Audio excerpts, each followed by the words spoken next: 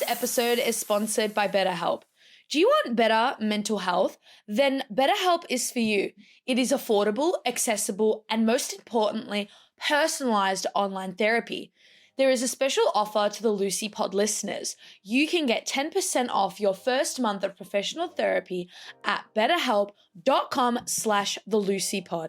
That's better, HELP.com/theluciepod. Thanks again to BetterHelp for sponsoring this episode. Please remember that the Lucie Pod is not a replacement for professional medical advice. If you have questions or concerns about your own amazing brain, please speak to a medical professional. I wish to acknowledge the traditional owners of the land on which I speak to you all today, the peoples of the Kulin Nation. Always was, always will be Aboriginal land. Hello everyone and welcome back to the Lucie Pod. I hope that you are all well and staying safe. It's been a while. I think the last episode I put up was recorded a while ago, so it wasn't very current, but the Lucie that you are listening to today on the Lucie Pod is very current. Happy New Year, Merry Christmas, all of that. I think I said that in the other episode. I don't know, I don't remember, but if you haven't listened to that episode, hi, I'm here, I'm alive and well. Things are slowly picking up. We've got summer intensives, we've got uni, work, life. I've been a busy gal. I've been enjoying my time off and such and just, having a good old time. But I wanted to give a driving update because I think the last current episode I did where it wasn't a flashback or an unreleased episode where I talked about driving was a while ago. But I've been driving since, obviously. And I actually, now that I think of it, need to actually keep a logbook. I'm at the age where I don't have to have the logbook. I don't need to do the legal amount of, I don't know how many hours. But I actually like the idea of logging just to see the sort of progress and to see and sort of just gauge if I'm ready or not for the test. So I should actually do that because it would make it easier in episodes to give updates because I could say on this day I drove da-da-da-da-da. But the biggest update that I want to give, and it was last time I drove, which I think was a few days ago, is that I finally did the freeway. I actually did the freeway. I didn't just go on the ramp. I went on the freeway. And if you know me and who I am and this podcast, you know that is a big achievement because I was very anti-driving, very scared. I still am, but I did the freeway. And funnily enough, out of all the times I'm driving, I felt the most confident and capable on the freeway. And I think it's because with the freeway, take a shot every time I say freeway, the only thing, well, not the only thing you have to focus on, but I'm in one lane. I don't need to change lanes. The only thing I need to focus on is staying in the middle, focusing on that and speed and obviously all the other things, but there's no need to turn or merge or overtake. You're going in one way. The goal is very easy. And I think that's why I was very confident, not cocky, but confident and competent on the freeway. And it's why my dad had no issue taking me on there. He's always said, if I ever felt that you were a bad or unsafe driver, we would not go on, certain streets. We would not go on the freeway. We wouldn't go on Bell Street. So that is a good thing. So the more and more I drive with my dad, I don't know how to put it. I'm very excited every time I get to drive. I don't know why, because I don't enjoy it. Does that make sense? Whenever my dad says, okay, we're going to go drive, or I need you to drive me somewhere, which is good practice for me, I'm very excited. And then, but I don't like it. But I think I do. I think people are going to listen and go, Lucie, that means you like it. But the thing is once I then get into the driving bit and all is well and I make a mistake, that mistake reminds me of the test I'm going to have to do. So every good moment I have when I'm driving is clouded with, I have to do the test. Which is a real shame because I shouldn't be thinking about that because the test is a long way away, long way away from doing the test. And a lot of people are like, why don't you do the test now? I'm going at my own pace. I have my reasons. Listen to my podcast and you'll know why. But it's sort of clouded with that. And I know that in the moments I drive with my dad, those errors are to be made so I don't make them during the test. I get that. That's room for me to improve on, but I don't take it that way. I take it as, oh my God, crap, like that mistake, that's a critical error. I'm going to like fail my test, which is a really bad outlook to have because it's not like my errors are horrific or dangerous. I don't ever make any dangerous, when I say critical error, I don't ever go through red lights. I don't go into the wrong lanes anymore. I don't do that anymore. But it's always at the back of my mind while driving, which I think makes me not like it as much. And I think the other bit that I don't like about driving is how tiring it is. And I know that for neurotypicals, driving is tiring in general. I totally get that. But as someone who's ADHD and who sort of kind of gets worn out very easily, even just after an hour of driving, and some people might be like, yeah, well, an hour is normal to get tired.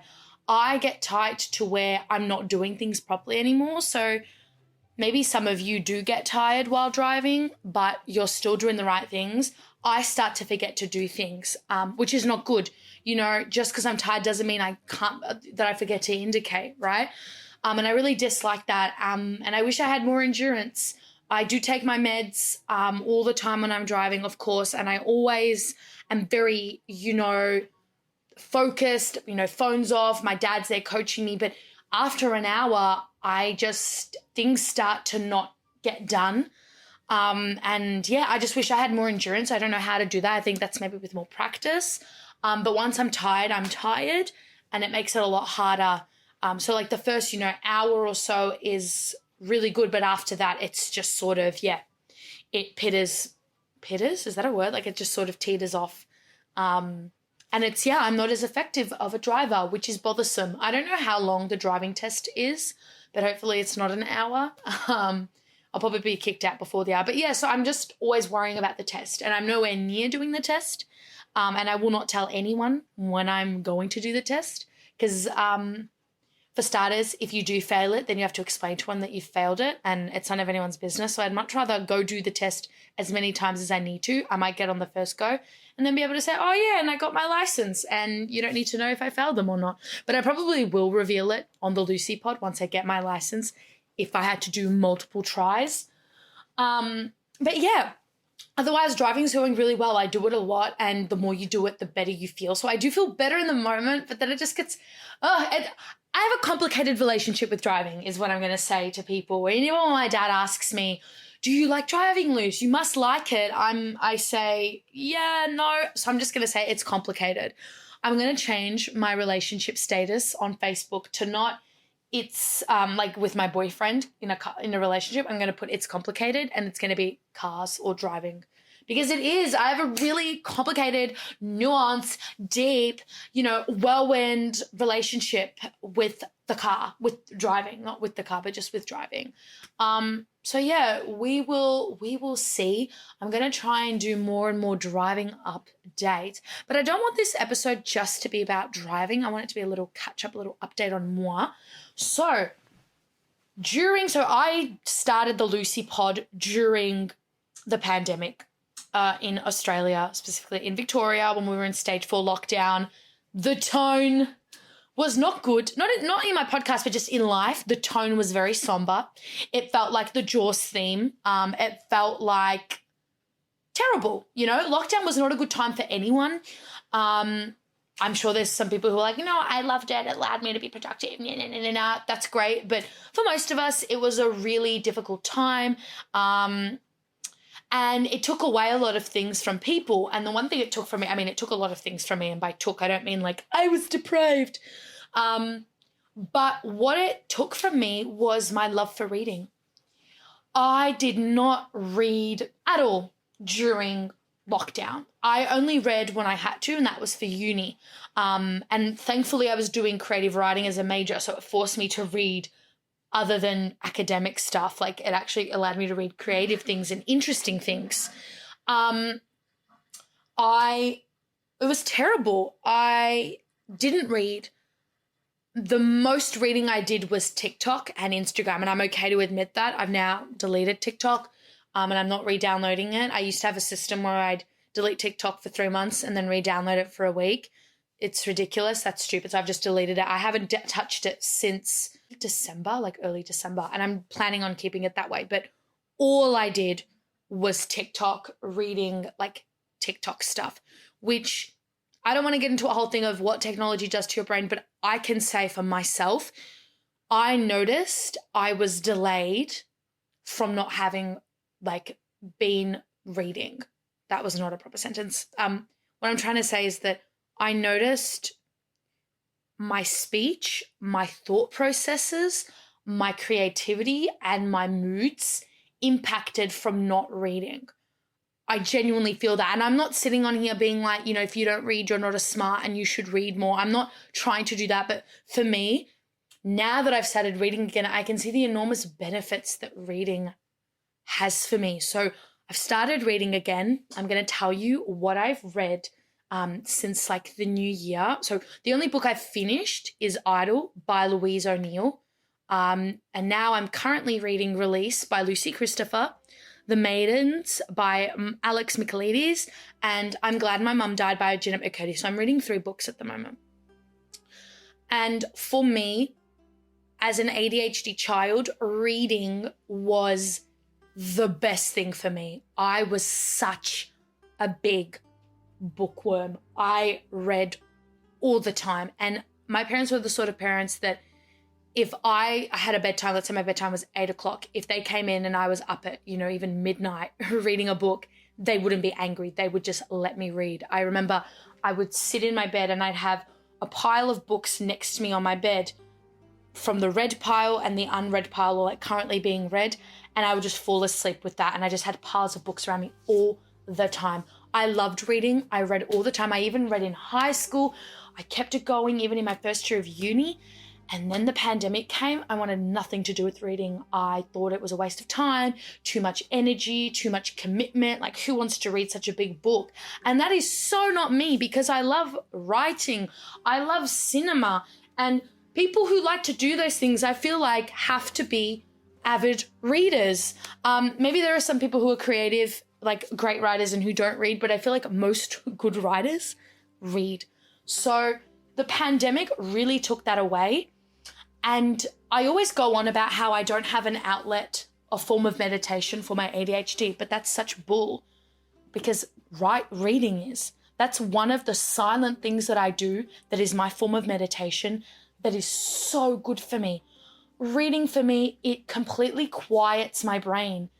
And it doesn't even put me in the hyper-focus mode. It puts me in a mood of, I can read even without my meds, and it's just so good for my brain. When I am reading after I've read, I don't feel drained. I don't feel like I've wasted the whole day, like you do on TikTok. I remember the other day on the weekend, I spent the whole day reading. I did nothing. I didn't get out of my PJs. I spent the whole day finishing my book, and I got up afterwards, got out of bed and was like, that feels great. That feels so much better than doom scrolling on TikTok, for half the day, and then getting out of bed and going, what did I do the whole day? I was watching TikToks. Like, what is that?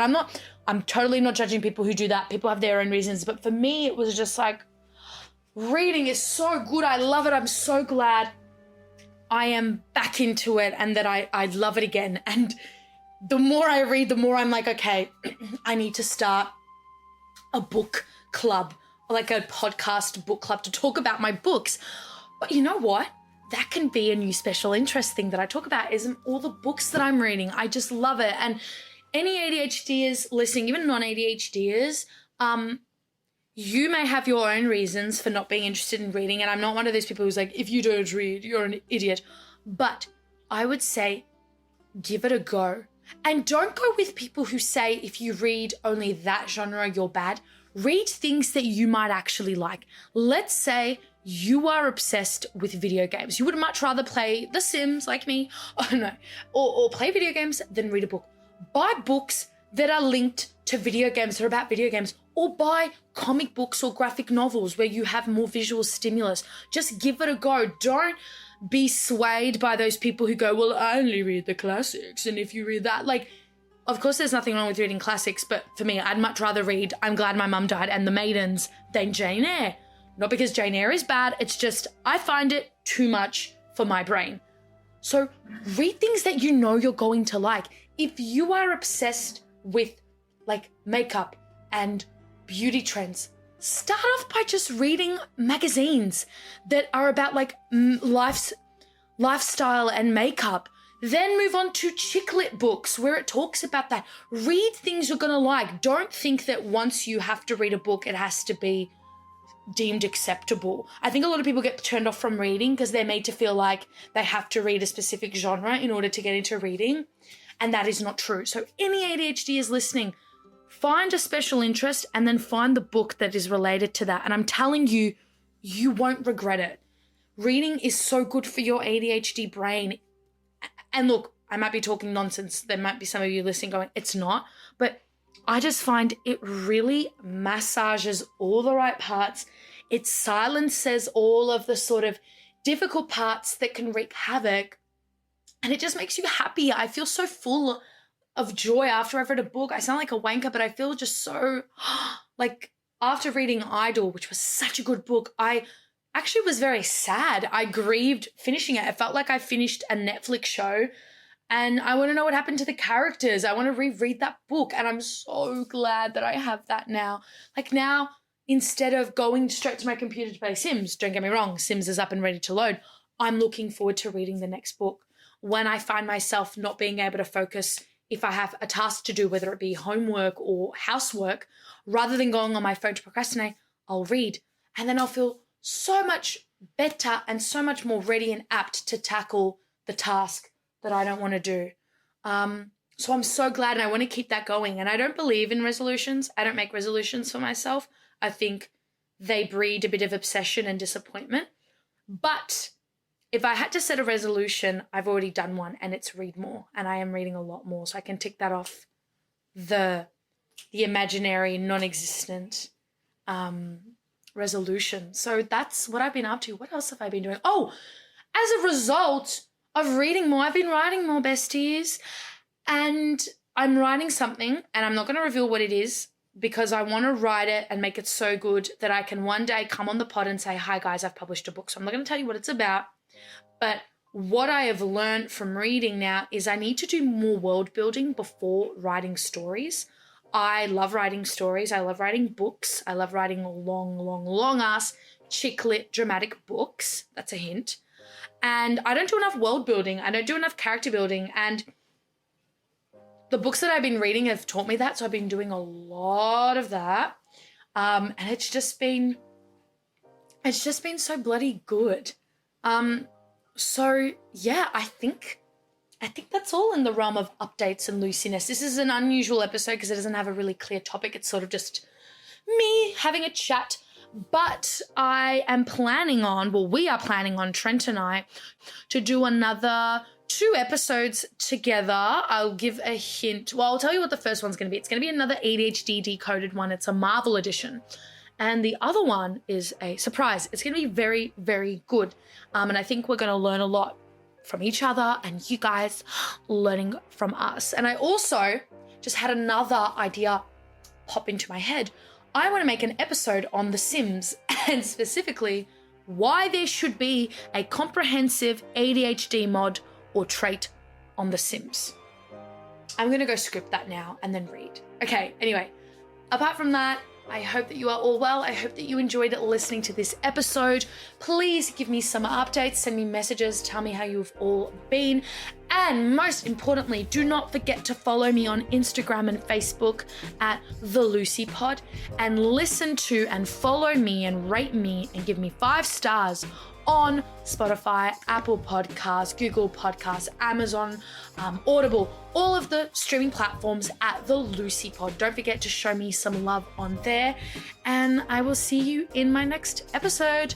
Bye! Thanks again to BetterHelp for sponsoring this episode. Don't forget the special offer to the Lucie Pod listeners. You can get 10% off your first month of professional therapy at betterhelp.com/theluciepod. That's better, HELP.com, the Lucie Pod.